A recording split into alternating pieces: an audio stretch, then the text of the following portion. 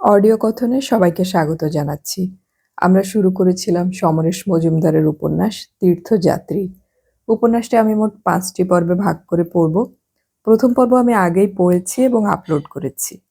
প্রথম পর্বের লিংক আমি আজকের পর্বের ডেসক্রিপশন বক্সে দিয়ে দিচ্ছি। আজকে আমি পড়ছি উপন্যাসটির দ্বিতীয় পর্ব।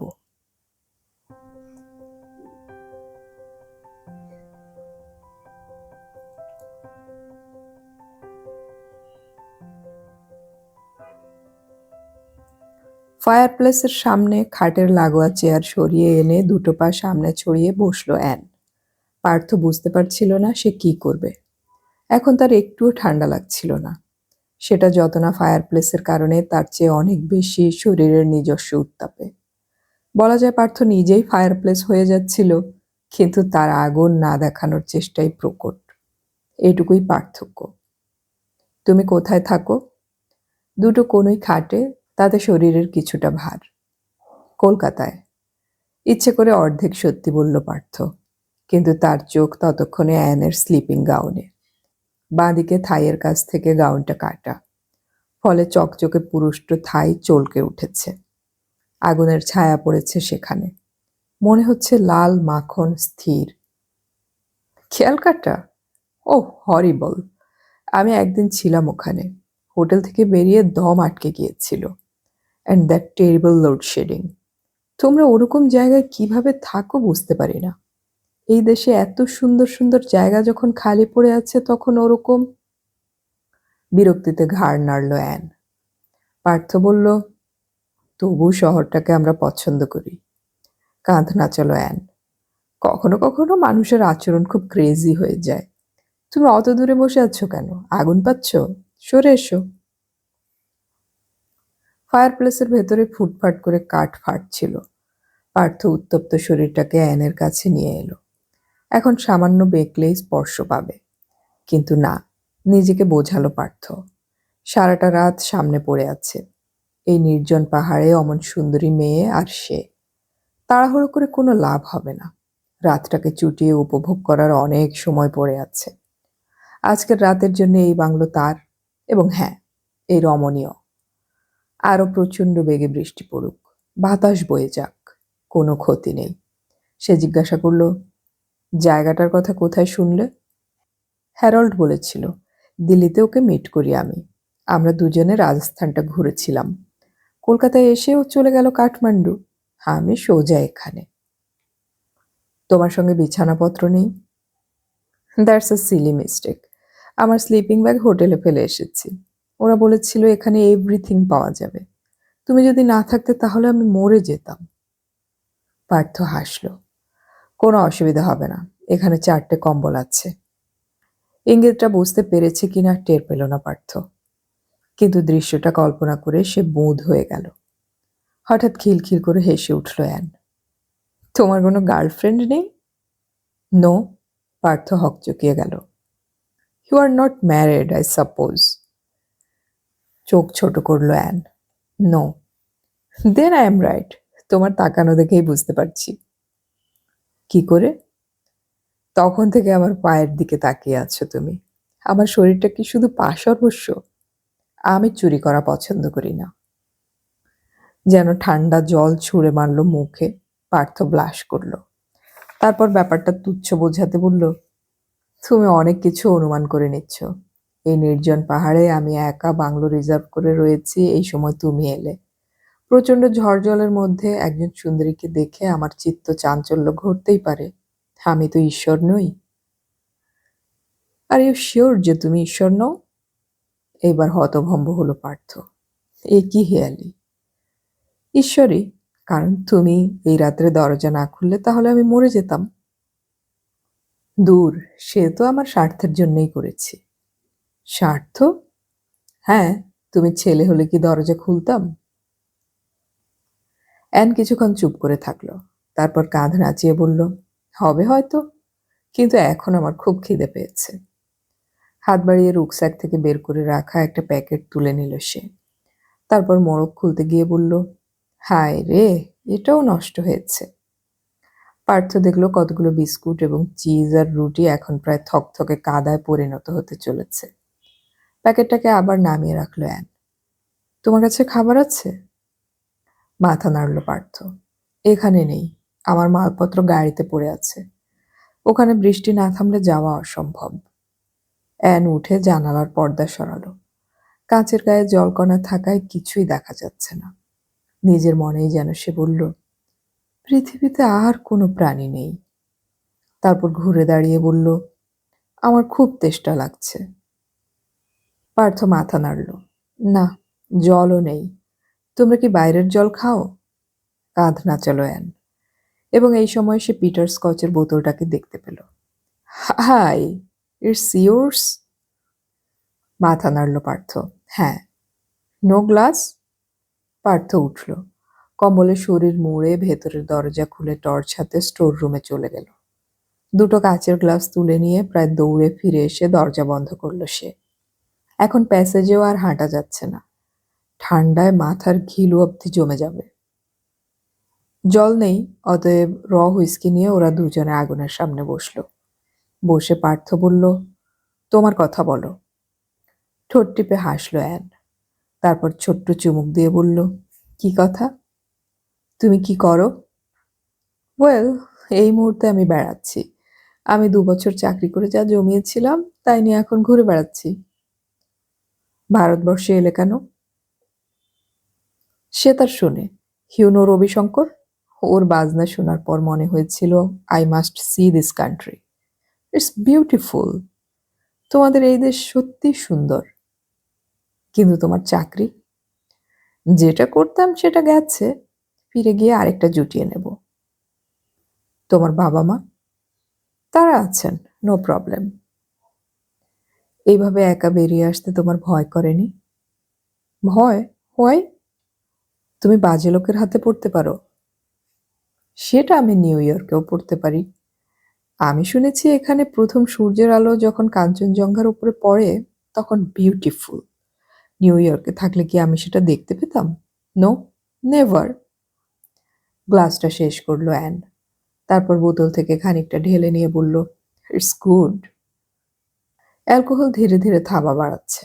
পার্থ বুঝতে পারছিল তার নার্ভগুলো এখন স্বাভাবিক নয়। এক হাতে গ্লাস নিয়ে অ্যান ঝুঁকে কাঠ খুঁচিয়ে দিচ্ছে অন্য হাতে। পার্থ দেখল স্লিপিং গাউনের ওপরের অংশ দুলে উঠল ঢেউয়ের মতো। এখন ওরা এমন পাশাপাশি যে স্পর্শ এড়ানো যাচ্ছে না। অ্যান যখন সোজা হয়ে বসলো তখন ওর কাঁধে তার কাঁধ। শীত দুটো মানুষকে হয়তো কাছাকাছি নিয়ে আসে। এবার অ্যান বলল, খুব ক্লান্ত লাগছে, ঘুম পাচ্ছে। এখনই শোবে? পার্থ চঞ্চল হলো। শোয়া যেতে পারে। তোমার কোনো বয়ফ্রেন্ড নেই? প্রচুর। কেন? আমার সঙ্গে শুতে তোমার আপত্তি হবে না তো? It depends. আমি ডিভোর্সি। সে কি? তোমার বয়স কত? Don't ask this silly question. আমি 17-তে বিয়ে করেছি, 19-এ আলাদা। আমার ঘুম পাচ্ছে। হাই তুলল অ্যান। পার্থ উঠল। তারপর দ্রুত হাতে কম্বলের ভাঁজ খুলে বিছানায় ছড়িয়ে দিল। ওর সমস্ত শরীর অস্থির হয়ে উঠেছিল। গ্লাস নামিয়ে রেখে অ্যান বলল, তুমি খুব টিমিড টাইপের না? টিমিড? মোটেই অ্যাগ্রেসিভ নও। একটা আমেরিকান ছেলে তোমার জায়গায় থাকলে আমাকে এত তো আজ কখনোই করতো না। আমি শুনেছি ভারতীয়রা সব সময় হাত পেতে নেয়, জোর ফলাতে জানে না। অ্যান উঠে বিছানায় বসল। জোর করে তো কিছু পাওয়া যায় না। পার্থ এবার কি করবে বুঝতে পারছিল না। Indian philosopher. অ্যান শব্দ করে হাসল। তুমি এর আগে কোনো মেয়ের সঙ্গে শুয়েছ? দ্রুত মাথা নাড়ল পার্থ। ওর মুখ বেশ তেতেছে। না। সত্যি? অ্যানের চোখ বিস্ফোরিত। এত বড় হয়েছ অথচ কোনো মেয়েকে আবিষ্কার করনি? পার্থ বিছানার এক কোণে বসল। আমাদের দেশে সেটা নিয়ম নয়। তাই নাকি? এইসব ছেদো কথা আমায় শুনিও না তো। আমি অনেক ভারতীয়ের সঙ্গে মিশেছি। শিক্ষিত সমাজ পৃথিবীর সব জায়গায় এখন একই ছাদে গড়া। তুমি নিশ্চয়ই অশিক্ষিত গ্রাম্য যুবক নও। অ্যান শূন্য গ্লাস ফায়ারপ্লেসের উপরে নামিয়ে রাখল। তারপর গলা পাল্টে বলল, তুমি কখন শোবে? মানে? পার্থ হকচকিয়ে তাকালো। এতক্ষণ যে ভঙ্গিতে কথা বলছিল অ্যান, এই জিজ্ঞাসার সেই ঘরানায় নয়। অ্যান একটু ঝুঁকে ফায়ারপ্লেসের কাছে মাথাটা নিয়ে গিয়ে চুলে বিলি কাটতে কাটতে বলল, আমরা রাতটাকে ভাগাভাগি করে নিই। দুজনে একসঙ্গে ঘুমানোর কোনো দরকার নেই। শেষ রাতে যে জেগে থাকবে সে আরেকজনকে ডেকে দেবে, যাতে ভোরের সূর্যটাকে আমরা না হারিয়ে ফেলি। কি বলো? ভোরের সূর্য? বিড়বিড় করল পার্থ। ভোর তো অনেক দেরি, এখনো তো রাতে আসেনি। হ্যাঁ, আমরা তো সানরাইজ দেখবো বলে এত কষ্ট করে এসেছি, তাই না? কথা বলতে বলতে অ্যান কয়েক পা হেঁটে পার্থর পাশে এসে বসলো। যদি দুজনেই ঘুমিয়ে থাকি আর সেই ফাঁকে সূর্যটা টুক করে উঠে যায়, তাহলে এত কষ্ট করার কোনো মানে থাকবে না। বরং প্রথম রাতটা আমি জেগে থাকি, দ্বিতীয় রাতটা তুমি। ঠিক আছে? পার্থ আর চোখে অ্যানের বুকের দিকে তাকালো। ওর সমস্ত শরীরে এখন গ্রীষ্মের পোড়া হাওয়া পাক খাচ্ছে। গলার স্বরে প্রাণপণে স্বাভাবিকতা রেখে সে বলল, ভয় পাওয়ার কিছু নেই। আমার ভোরে ওঠার অভ্যেস আছে। তাছাড়া এই সন্ধেবেলায় শুলে রাত 1টার সময় আপনিই ঘুম ভেঙে যাবে। ওসব নিয়ে চিন্তা করো না। কিন্তু আমি কোনো রিস্ক নিতে চাই না। ওফ, তুমি এমনভাবে কথা বলছো যেন আমি কষ্ট করে সূর্য দেখতে আসিনি। তুমি সূর্য দেখবে, আমি ঘুমোবো, তাই বা ভাবছো কি করে? তাছাড়া কথাটা বলবে কিনা বুঝতে পারছিল না পার্থ। ওর মনে একটু একটু করে যে বোধ জন্মাচ্ছিল, তা হলো মেয়েটি নির্ঘাত খেলাচ্ছে। পার্থর গলা একটু উঁচুতে ওঠায় অ্যান সকৌতুকে ওর মুখের দিকে তাকিয়েছিল। দ্বিধায় পার্থ চুপ করতেই সে জুড়ে দিল, তাছাড়া? সে চোখের তলা দিয়ে তাকালো, যা পার্থর কাছে বিদ্রূপের মতো দেখালো। তাছাড়া ওই ইউথ হোস্টেলে থাকতে তোমাকে আগামীকালের ভোর পর্যন্ত অপেক্ষা করতে হতো না। সূর্য দেখা বেরিয়ে যেত, তাই না? অ্যান স্পষ্টত মাথা নাড়ল। আমি বুঝতে পারছি না। পার্থ খপ করে অ্যানের হাত ধরল। এটা না বোঝার কি আছে? এই বাংলো আমি রিজার্ভ করেছি। আমি যদি তোমাকে এই বাংলোতে ঢুকতে না দিতাম, তাহলে তোমার কি অবস্থা হতো তা ভেবে দেখেছ? কাল সকালের সূর্যটাকে দেখতে পেতে? পেতে না তো? বেশ, তাহলে এখন যে বলছো তুমি কোনো রিস্ক নিতে চাও না, আমি জায়গা না দিলে তা বলতে পারতে। আমি এভাবে বলতে চাইনি, কিন্তু তুমি আমাকে বলতে বাধ্য করলে। অ্যান যেন নিজের সঙ্গে বোঝাপড়া করলো মাথা নেড়ে। তারপর বলল, তুমি কি আমার কাছে এই আশ্রয়ের মূল্য চাইছ? এই সহজ কথাটা বলতে এত অসুবিধে হচ্ছে কেন? পার্থর মনে সঙ্গে সঙ্গে অন্যরকম প্রতিক্রিয়া হলো। নিজেকে কারবারি মনে করার কোনো কারণ নেই। সে ব্যবসা করতে বসেনি। বাইরে বৃষ্টি এবং ঝোড়ো বাতাস। মাইনাসে চলে গেছে পৃথিবীর উত্তাপ। এই হিমনির্জন পাহাড়ের চূড়োয় নরম উত্তাপে একটি পুরুষ এবং একটি নারী কেন দায়বদ্ধ হিসেব নিকেশে জর্জরিত থাকবে? কেন স্বতঃস্ফূর্ত হবে না তাদের শরীরের প্রয়োজন? সে নিঃশব্দে মাথা নাড়ল। না, এই পরিবর্তন নিশ্চয়ই অ্যানের চোখে পড়েছিল। সে স্থির চোখে পার্থকে দেখতে লাগলো। তুমি ছেলে মানুষ, কি চাইছো তা জানো না। আমি কি চাইছি তা জানি না? পার্থ যেন সংলাপটাকে আবৃত্তি করল। তারপর দুহাতে অ্যানের কাঁধ আঁকড়ে ধরল। আমি তোমাকে চাইছি, কোনো কিছুর মূল্য হিসেবে নয়, কোনো দরদাম করেও নয়। পার্থর নিঃশ্বাস ঘন, বুকের ভেতর অতল সমুদ্রের চাপ। অ্যান একটুও বিস্মিত হয়নি এই আচরণে, কারণ সে সামান্য নড়লও না, বরং ওর ঠোঁটে চিরতে হাসি এলো। কিভাবে চাইছো? এরকম একটা জায়গায় একটি পুরুষ এবং নারী যেভাবে পরস্পরকে চাইতে পারে সেইভাবে। পার্থর মুখ নেমে আসছিল লক্ষ্যহীন হয়ে, কিন্তু অ্যান বলল, দাঁড়াও। তারপর নিজের কাঁধ থেকে পার্থর মুঠো ছাড়িয়ে নিয়ে তীক্ষ্ণ গলায় উচ্চারণ করল, পরস্পরের চাওয়ার কথা বললে না?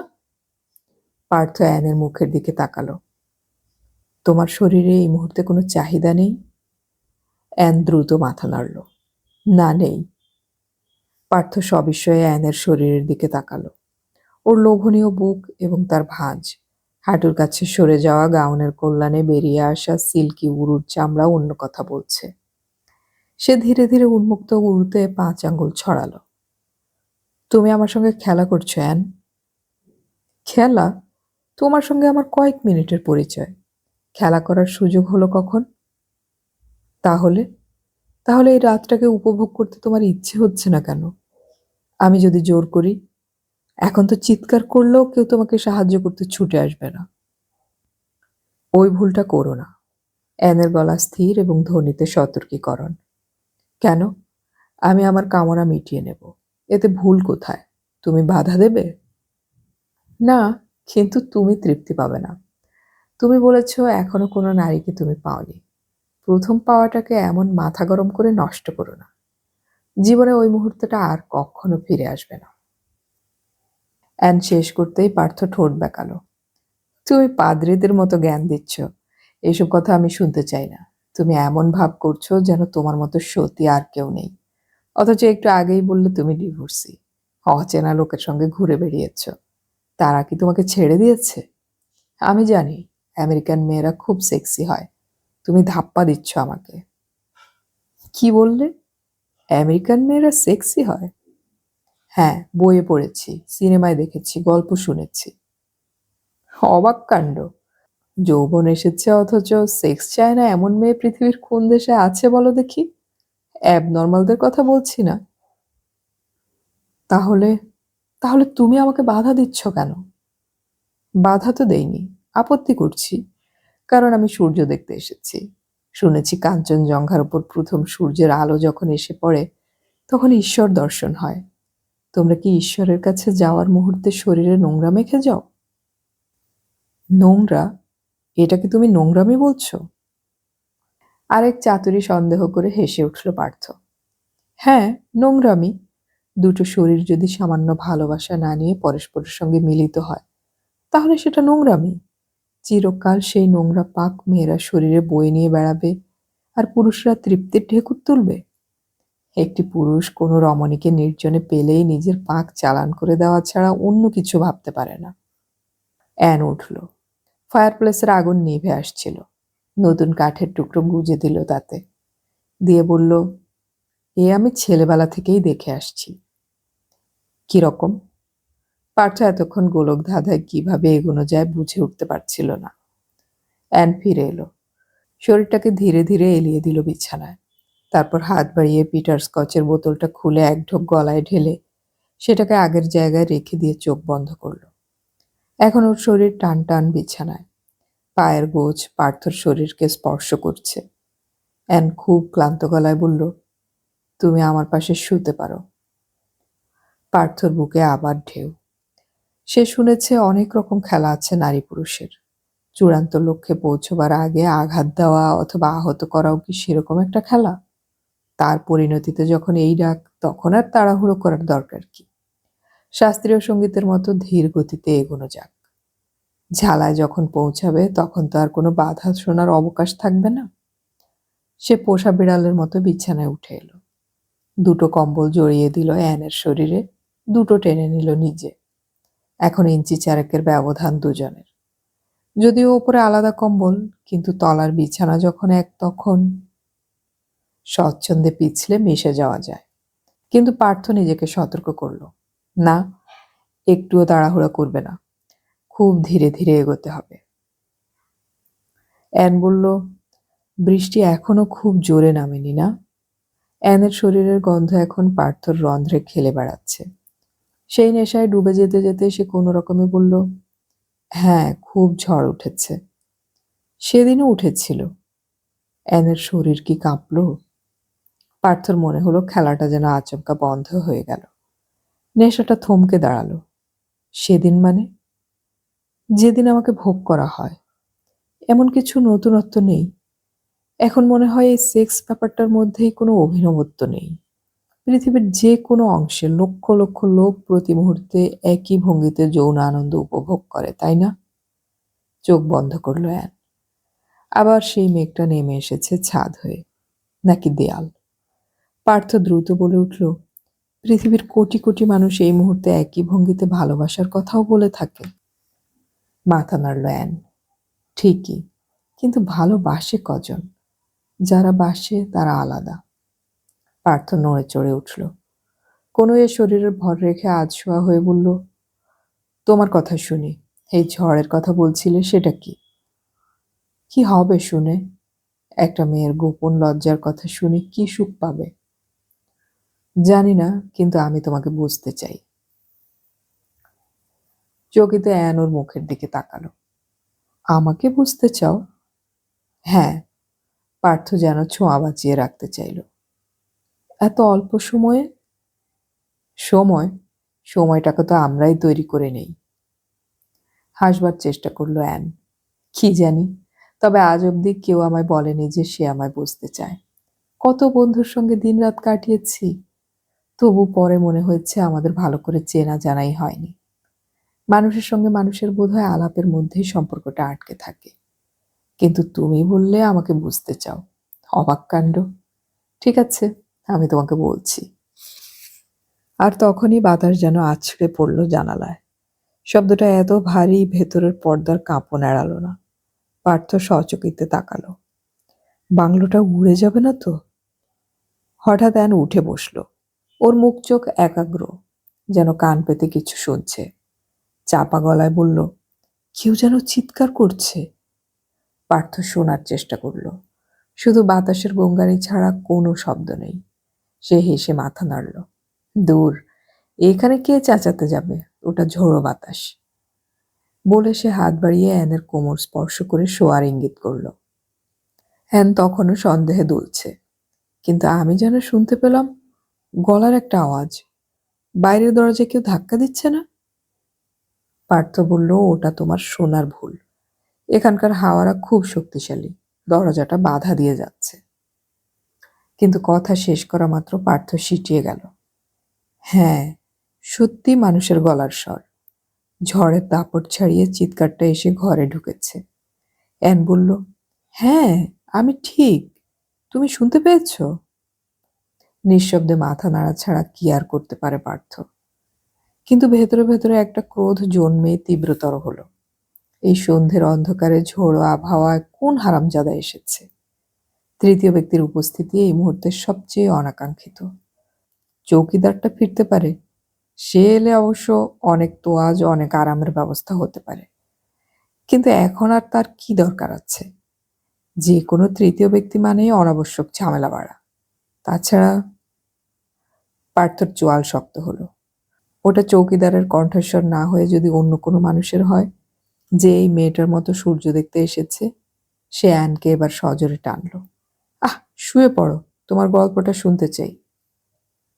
আর তখন স্পষ্ট হলো চিৎকার, হেল্প, হেল্প! অ্যান অবাক হয়ে গেল। কি বলছো তুমি? একটা মানুষ এই আবহাওয়ায় সাহায্য চাইছে আর... না না, তুমি দরজা খুলে দাও, লোকটা মরে যেতে পারে। পার্থ মাথা নাড়ল। কিন্তু আমরা জানি না লোকটা কে। কোন রকম ঝুঁকি নেওয়া এক্ষেত্রে বোকামি। অ্যান তাকিয়ে আছে দেখে পার্থ বোঝালো, ওরা ডাকাত হতে পারে, পারে না? ডাকাত? এত উঁচুতে ওরা কি ডাকাতি করবে? তাছাড়া মাইলের পর মাইল আমি কোনো মানুষ দেখতে পাইনি। ডাকাতরা আসবে কোত্থেকে? তুমি ভুল করছো। লোকটাকে বাঁচাতেই হবে। পার্থ বুঝতে পারছিল তার প্রতিরোধ নরম হয়ে আসছে। সে শেষ চেষ্টা করল। কিন্তু এই বাংলো আমি রিজার্ভ করেছি, তাই এর দরজা খোলা না খোলা সেটা আমার ইচ্ছে। এবার অ্যান পার্থর হাত জড়িয়ে ধরল। এভাবে জেদ করে বসে থেকো না। আমি তোমার কাছে প্রার্থনা করছি, লোকটার প্রাণ বাঁচাও। আমি জানি বাইরে কিরকম ঠান্ডা। তুমি তো আমাকেও জায়গা দিয়েছ। তুমি মেয়ে, তাই। ছেলে হলে দিতাম না। পার্থ বলতে বলতে মুখ ফেরালো। তুমি কি আমার সঙ্গে একা থাকতে ভয় পাচ্ছ? তারপর ধীরে ধীরে উঠে বসল। আর তখন অ্যান কম্বল সরিয়ে বিছানা থেকে নামবার চেষ্টা করলো। তুমি পাগল, একটা আস্ত পাগল। না হলে এই অবস্থায় এসব কথা মাথায় আসতো না। ঠিক আছে, আমি দরজা খুলে দিচ্ছি। লোকটা বাইরের ঠান্ডায় মরে পড়ে থাকবে আর আমি ঘরে আরাম ভোগ করতে পারবো না। সঙ্গে সঙ্গে চিৎকার করে উঠল পার্থ, থামো! আমার বাংলোর দরজা খুলে দেবার কোনো অধিকার তোমার নেই। চুপ করে বসো এখানে। পরোপকার করতে চাও? বেশ, সেটা আমিই করছি। বিছানা থেকে উঠে অ্যানের কাঁধ ধরে পার্থ আবার বিছানায় বসিয়ে দিল। তারপর উত্তপ্ত গলায় বলল, কিন্তু একটা শর্ত আছে। এটা তোমাকে মানতেই হবে। বলো। অ্যানের গলা এবার শান্ত। আমি না বলা পর্যন্ত তুমি এই ঘর থেকে বের হতে পারবে না। যেই আসুক, আমি তাকে জানতে দিতে চাই না যে তুমি এখানে আছো। এটা তোমার নিরাপত্তার জন্যই বলছি। নিরাপত্তা? হাসলো অ্যান। ঠিক আছে, তাই হবে, কিন্তু তুমি আর দেরি করো না। দুটো কম্বল টেনে নিয়ে অ্যান আবার শুয়ে পড়ল। বাকি দুটো শরীরে জড়িয়ে নিল পার্থ। তারপর টর্চ আর মোমবাতি হাতে নিয়ে ডিম ঘরের দরজাটা খুলল। ডিম ঘরে এসে ভেতরের দরজাটা ভালো করে ভেজিয়ে দিয়ে ঘুরে দাঁড়াতেই মনে হলো বাইরের দরজাটা ভেঙে পড়বে। পার্থ চিৎকার করে উঠল, কে? কে ওখানে? কিন্তু বাইরে এই প্রশ্নের কোনো প্রতিক্রিয়া ঘটল না।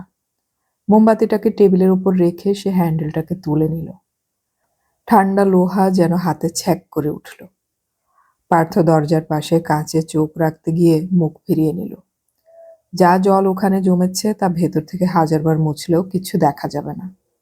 খুব সাবধানে দরজাটা খুলল সে, এবং খোলা মাত্র প্রচণ্ড শব্দে দুটো পাল্লা ধাক্কা খেল দুপাশে। পার্থ একপাশে সরে দাঁড়িয়ে থরথরিয়ে কেঁপে উঠল, কারণ ঘরের ভেতর তখন ভিজে হাওয়া ক্রমাগত ছোবল মারছে। আর তখনই হুড়মুড়িয়ে ঘরের ভেতর ঢুকে পড়ল বিশাল শরীরটা। ঢুকে লম্বা দুই হাতে কোনো রকমে দরজাটা বন্ধ করে লাল দাঁত দেখিয়ে হাসল। Thank you very much. যদিও হাসছে, তবু লোকটার শরীর ভেজা এবং কাঁপুনিটা ওর শরীর থেকে ছিটকে উঠছে। পার্থ বিস্ফোরিত চোখে লোকটাকে দেখছিল। কমসে কম 6.5 ফুট লম্বা এবং পার্থর দ্বিগুণ চওড়া ওর দেহ। পিঠে বাঁধা সেই বিদেশি রুকস্যাক, গায়ে ট্রেকারদের পোশাকের উপর বাড়তি ওয়াটারপ্রুফ। লোকটা ঈষৎ ঝুঁকে কাঁধ থেকে স্ট্র্যাপ সরিয়ে রুকস্যাকটাকে নামিয়ে ওয়াটারপ্রুফের বোতামে হাত দিল। বস্তুটি থেকে তখন টুপটাপ জলের ফোঁটা পড়ছে। মাথার টুপিটাকে সরাতে লোকটাকে আরো বীভৎস দেখালো। কপাল চওড়া হয়ে ঠিক মাথার মাঝখান দিয়ে একদম ও প্রান্তে চলে গেছে। দুদিকের স্প্রিং এর মতো চুলগুলো যেন সেই টাকটাকে পাহারা দিচ্ছে। লোকটা এবার হাসলো, এবং হাসতেই বাঁদিকের একটা দাঁত চিকচিকিয়ে উঠল। নিশ্চয় পেতল কিংবা সোনার বাঁধানো। লোকটা সামান্য ঝুঁকে আবার বলল, থ্যাংক ইউ ভেরি মাচ, না হলে আমি মরেই যেতাম। তারপর হঠাৎ বিশাল শরীরটা নিয়ে এক জায়গায় দাঁড়িয়ে জগিং করতে লাগলো। পার্থ এর আগে অনেক নিগ্রো দেখেছে, সিনেমায় তো বটেই, কলকাতায় কিংবা ওদের শহরে মাঝে মাঝে এক আধজনকে যে দেখেনি তা নয়, কিন্তু এত বিশাল চেহারার কাউকে এই প্রথম দেখল। পার্থ জানে না কেন হঠাৎ এক ধরনের ভয় তাকে আচ্ছন্ন করতে চাইল, এবং সেই ভয়টাকেই তাড়াবার জন্য সে রেগে গেল। কেন এসেছো এখানে? প্রশ্নটায় বিতৃষ্ণা আছে তা বোধহয় টের পায়নি লোকটা।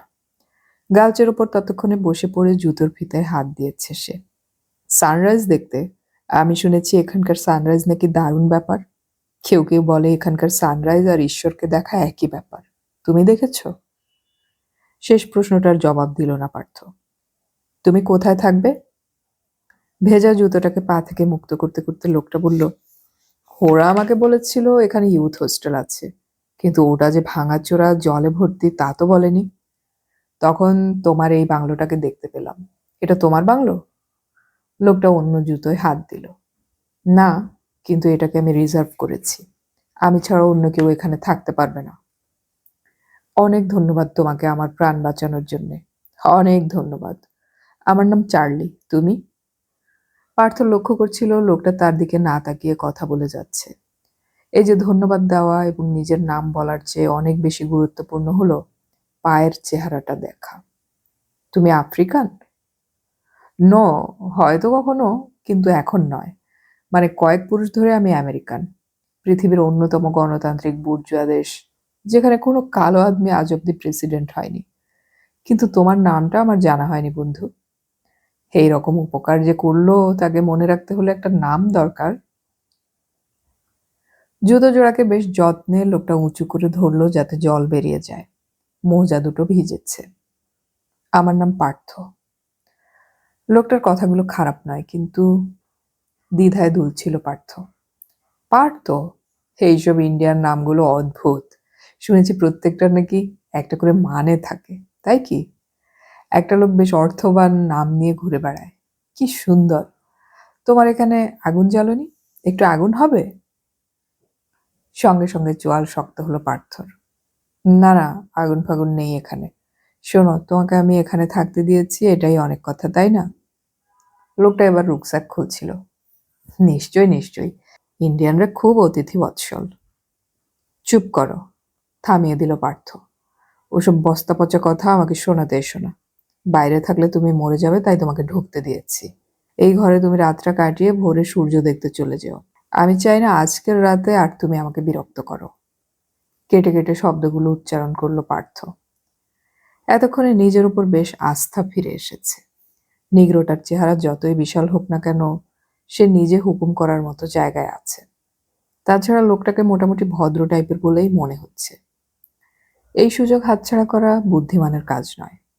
ওপাশের ঘরে আগুন আছে, তা জানতে দেওয়া ঠিক হবে না। ধীরে ধীরে লোকটা উঠে দাঁড়ালো। তোমাকে আমি বিরক্ত করতে যাব কেন, কিন্তু একটু আগুন পেলে ভালো হতো। আমার হাত পা অসাড় হয়ে আসছে। এখানে কিচেন নেই? বসতে দিলে শুতে চায়, কিচেনের খোঁজ করছে, এরপর খাটের করবে। পার্থ আর কথা বাড়াতে চাইছিল না। না, নেই। তারপর মোমবাতিটা তুলতে গিয়ে বলল, তোমার কি এটা দরকার? হ্যাঁ, একটুখানি। কিন্তু তুমি শোবে কোথায়? আমার কথা তোমাকে চিন্তা করতে হবে না, তুমি এখানেই শুয়ে পড়ো। ঘাড় ঘুরিয়ে ঘরটাকে দেখে নিয়ে রুকস্যাক কোনায় নিয়ে চলে গেল লোকটা। তারপর প্যান্টের বোতামে হাত রেখে বলল, তুমি আমার উপর খুব রেগে গেছো, তাই না? কথাটার জবাব দিল না পার্থ। লোকটার যা চেহারা, তাতে বেশিক্ষণ ওর সামনে দাঁড়ানো মোটেই সুবিধের নয়। সে হ্যান্ডেল আর টর্চ নিয়ে ভেতরের ঘরের দরজা আস্তে আস্তে খুলল। সঙ্গে সঙ্গে চার্লি বলে উঠল, বাহ, ওখানে একটা ঘর আছে নাকি? হ্যাঁ, এটা রিজার্ভ। বন্ধ দরজার দিকে তাকালো চার্লি।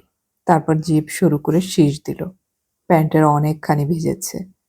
বোতাম খুলে চেন টানলেই চলে না, বেশ কসরত করে টেনে খুলতে হয় ওটাকে। রুকস্যাক থেকে আরেকটা প্যান্ট বের করে নগ্ন শরীরে গলিয়ে নিল সে। জাঙ্গিয়াটাকে ভেজা প্যান্টের ওপর ছড়িয়ে দিয়ে কার্পেটের ওপর বসতে বেশ আরাম এবং হালকা লাগলো। মোমবাতির আলোটা স্থির হয়ে আছে, তীর তীরে পাতলা আলো। শীত করছে খুব, বাইরে দমাদম বৃষ্টি ঝরছে। এই ছেলেটা বাঙালি, সন্দেহ বা গেসেরা কেমন যেন। ছেলেটা দরজা বন্ধ করে কি করছে? ওর সঙ্গে গল্প করতে পারলেও তো শীতটা কমতো। চার্লি হাসল। শালার কথাবার্তার মধ্যে মালিক মালিক ভাব আছে। রুকস্যাক থেকে কম্বল বের করলো সে। কোনাটা ভিজেছে। এখানে যে এত শীত তা কেউ বলেনি। কি দরকার ছিল যে এখানে আসার? শালা মাথায় ভূত চেপে গেল। পৃথিবীর শ্রেষ্ঠ সূর্যোদয় এখানে হয় শুনেই বুকের ভেতরটা কিলবিল করে উঠল। জীবনে সে অনেক দিন সূর্য ওঠা দেখেছে, একই ব্যাপার। দিগন্ত থেকে চট করে একটা লাল সূর্য আকাশে উঠে পড়ে। কিন্তু ওরা বলল এখানে নাকি সূর্য ওঠার আগে 1 ঘন্টা জুড়ে নানান কাণ্ড হয়। এখন যা বৃষ্টি হচ্ছে তাতে সেই কাণ্ডটা আদৌ ঘটবে কিনা তাতে সন্দেহ আছে। তাহলেই চিত্তির। এত পরিশ্রম, এত সময় সব নষ্ট, ফালতু হয়ে গেল। ব্যাগ থেকে কৌটো বের করলো চার্লি। তারপর ঢাকনাটা খুলে 2 আঙুলের ডগায় খানিকটা গুঁড়ো পদার্থ তুলে জিভের তলায় ঢালল। জিন্দেগিতে সে অনেক রকম নেশা করেছে, কিন্তু ছোট মালটার জবাব নেই। কলকাতায় ফ্রি স্কুল স্ট্রিটে মাত্র 50 টাকায় পেয়েছে সে।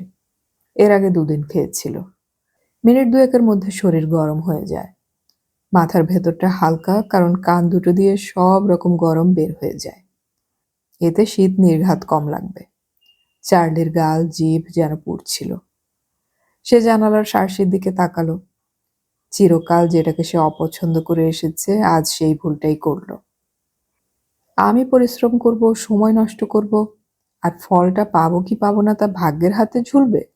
কাভি নেহি। ওসব ন্যাকাপনার মধ্যে থাকার কোনো মানে হয় না। হাত মুঠো করে জোরে ঘুষি মারল চার্লি ঘরের মেঝেতে। কার্পেটে শব্দ খইয়ে দিল, কার্পেট কাঁপল। চার্লি হাসল। এইটাই ঠিক। হাতে হাতে ফল পাওয়া চাই। মানুষের জীবন এত ছোট যে ভাগ্যের উপর সব ছেড়ে বসে থাকা মানে ভারতবর্ষের শ্রেষ্ঠ গাধাটার বন্ধু হওয়া। হায়, সে নিজে ওই কাজটাই শেষ পর্যন্ত করল। এখন বৃষ্টি যদি না থামে, না খেয়ে শুকিয়ে টলতে টলতে ফিরে যাও। গিয়ে বলো, এবার হলো না, ঠিক আছে, নেক্সট টাইম। 2 পা দুমদাম ছুড়ল সে। শালার নেক্সট টাইমের কাঁথায় আগুন। শরীর সামান্য গরম হয়েছে, কিন্তু কলকাতায় যে দুবার খেয়েছিল সেরকম নয়। এই ঠান্ডার জন্য রিয়েক্ট করছে নাকি? চার্লি চোখ বন্ধ করলো। চোখ বন্ধ করলেই শালা সেই বুড়িটা কোত্থেকে ফুরুত করে চলে আসে। কুঁজো হয়ে হাঁটছে তো হাঁটছেই, আর মাঝে মাঝে মুখ ফিরিয়ে বলে, ও চার্লি, মাই বয়। চার্লি চোয়াল শক্ত করলো, তারপর আরেকবার উচ্চারণ করলো, mummy, leave me alone please. অথচ বুড়ি ছাড়ে না, ঘুম না আসা পর্যন্ত ফিরে আসেই। হার্লেমের রাস্তায় রোজ একবার টহল দেওয়া চাই। বুড়ি ভেবেছিল তার ছেলে আমেরিকার প্রেসিডেন্ট হবে, কমসে কম মেয়র কিংবা ভালো একটা চাকরি করে গুছিয়ে নেবে। এই ভারতবর্ষে যদি বুড়ি আসতো, তুমি কে হে? আমি আমেরিকান। শালা এখানকার একটা ভিখিরিও কথাটা শুনে হাসতো। আমেরিকান বলতে এরা বোঝে লাল চামড়ার মানুষ, 2 পকেট ভর্তি ডলার। তার রংচটা জিন্সের প্যান্ট আর ময়লা জামা দেখে মানুষেরা যে চোখে তাকায়, সেটা বুঝতে একটু অসুবিধা হয় না চার্লির। ভারতবর্ষের এই গরিব কালো মানুষগুলো পর্যন্ত এড়িয়ে চলে। নিউ মার্কেটের সামনে দাঁড়িয়ে এসে পথ চলতি ইন্ডিয়ান ছোকরার মন্তব্য শুনেছে, আফ্রিকান, নিগ্রো। কেউ বন্ধুত্বের হাত বাড়িয়ে দেয়নি। অবশ্য তা নিয়ে বিন্দুমাত্র মাথা ঘামায় না সে। তবে ভাবতে গেলে খারাপ লাগে। সদর সরাইখানায় জায়গা পেতে তাকে 2 ঘন্টা অপেক্ষা করতে হয়েছিল। কিন্তু সেই সময় যে হিপিগুলো এলো, তারা কিন্তু স্বচ্ছন্দে জায়গা পেয়ে গিয়েছে। শেষ পর্যন্ত তার বরাতে যে বাঁকটা জুটেছিল, তার পাশে ছিল যত ভিখিরি মার্কা হিপিদের ভিড়। দিন রাত গাঁজা খেত তারা, আর পয়সা ধার চাইতো। মেয়েগুলো ছিল শুটকো আর ছেলেগুলো পৌরুষত্বহীন। প্রথম রাতেই একটা মেয়ে তাকে বলেছিল, hey Blackie, do you want me? 50 rupees will be okay. মেয়েটার দিকে তাকিয়েছিল সে। 1 ইঞ্চি ময়লা খাবলা খাবলা জমে রয়েছে সারা শরীরে। মাথার চুলে কতদিন যে চিরুনি দেয়নি তার ঠিক নেই। দুটো কোটরে বসা চোখ ধক ধক করছে। অত দূরে বসে তবু পোশাকের দুর্গন্ধ নাকে আসছে। সে ঠাট্টা করে বলেছিল, আই কান্ট, আই কান্ট। মেয়েটা তার এক সঙ্গীকে খুঁচিয়ে হেসে উঠেছিল। লুক অ্যান ইউজলেস বুল। রাগে শরীরটা জ্বলে উঠেছিল। ইচ্ছে করেছিল এক লাফে গিয়ে মেয়েটার ঘাড় মটকে দিতে, কিন্তু কিছুই করেনি সে, শুধু পাশ ফিরে শুয়েছিল। না, নো মোর ক্রাইম। দেশ থেকে পালিয়ে আসার 3 দিন আগে সে জীবনে প্রথমবার অপরাধ করেছে। Well, you may take it as a crime. চটপট হাতটা উঠে গিয়েছিল। মেয়েটা তো বটেই, সে নিজে বুঝে ওঠার আগেই হাতটা আঘাত করেছিল মেয়েটার ঘাড়ে। চিৎকার করার সময় পায়নি মেয়েটা। কাটা গাছের মতো লুটিয়ে পড়েছিল মাটিতে। আর সে পালিয়েছিল, স্রেফ চোরের মতো 3 দিন লুকিয়ে থাকা, তারপর এইভাবে ভেসে আসা। মেয়েটা বাঁচলো না মরল সে জানে না। যেভাবে পড়েছিল তাতে মনে হয় না আবার উঠে দাঁড়াতে পেরেছে।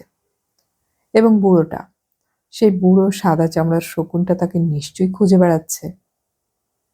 পুলিশ মহলে ভালো যোগাযোগ আছে লোকটার, কিন্তু মেয়েটাকে আঘাত করার বিন্দুমাত্র বাসনা ছিল না তার। যে ডিপার্টমেন্টাল সেন্টারে সে কাজ করত, মেয়েটা থাকতো তার ঠিক ওপরে।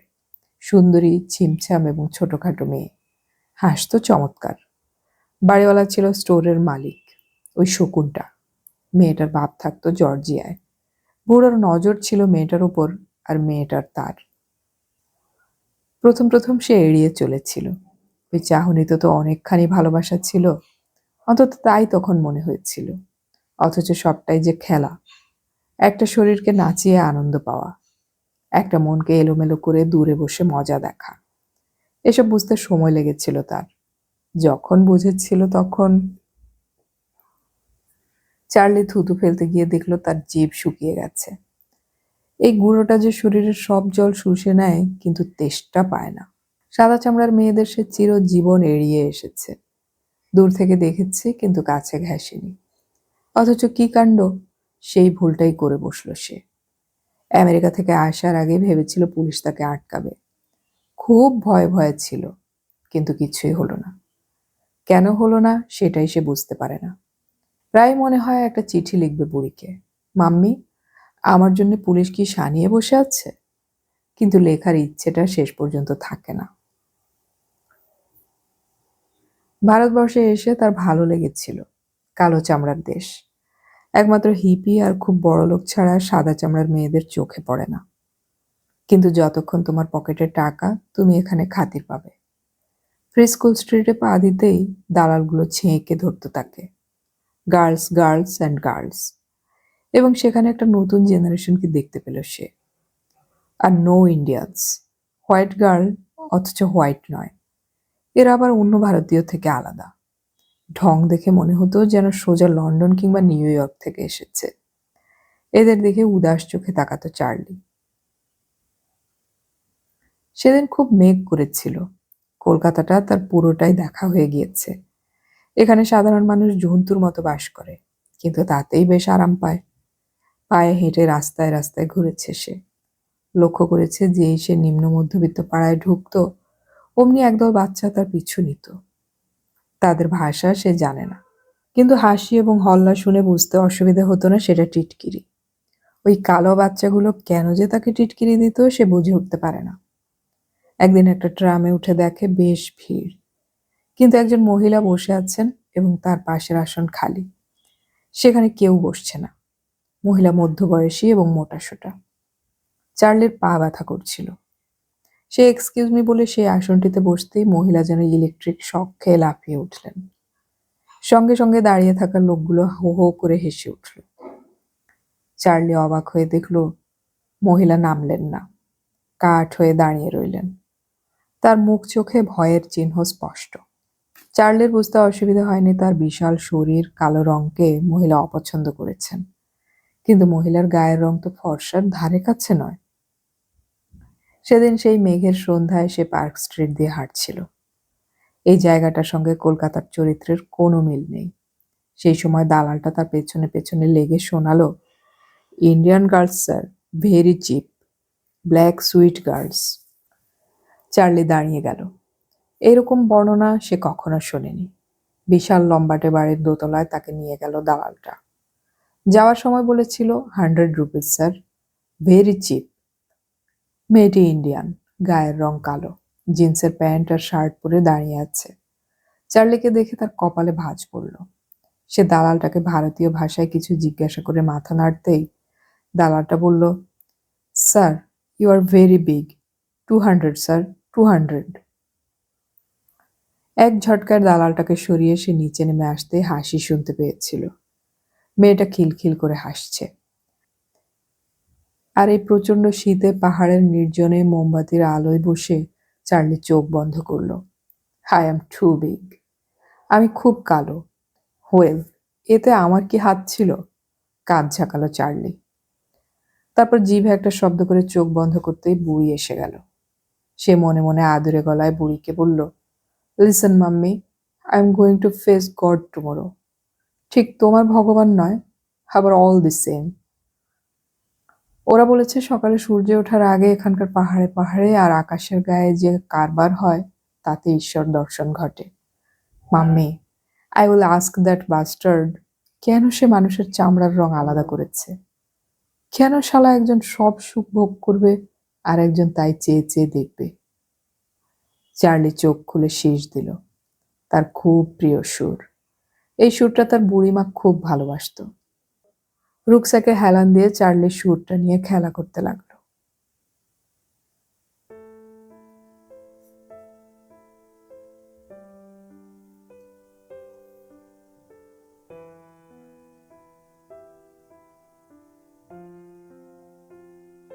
এতক্ষণ আমি পড়ে শোনালাম সমরেশ মজুমদারের লেখা উপন্যাস তীর্থযাত্রী এর দ্বিতীয় পর্ব। উপন্যাসটির বাকি পর্বগুলো আমরা খুব শীঘ্রই আপলোড করার চেষ্টা করব। শোনার আমন্ত্রণ রইল। অডিও কথনে আমাদের গল্প পাঠ ভালো লাগলে চ্যানেলটি সাবস্ক্রাইব করে রাখুন এবং বন্ধুদেরকে শেয়ার করুন। আমাদের গল্প পাঠ আপনাদের কেমন লাগছে তা কমেন্টে অবশ্যই জানাবেন। পরবর্তী পর্ব আপলোড হওয়ার সাথে সাথে নোটিফিকেশন পেতে হলে আমাদের সাবস্ক্রাইব বাটনের পাশের বেল আইকনটি চেপে রাখুন। গল্প পড়ি, গল্প শুনি, বাংলা গল্প ছড়িয়ে পড়ুক সবখানে।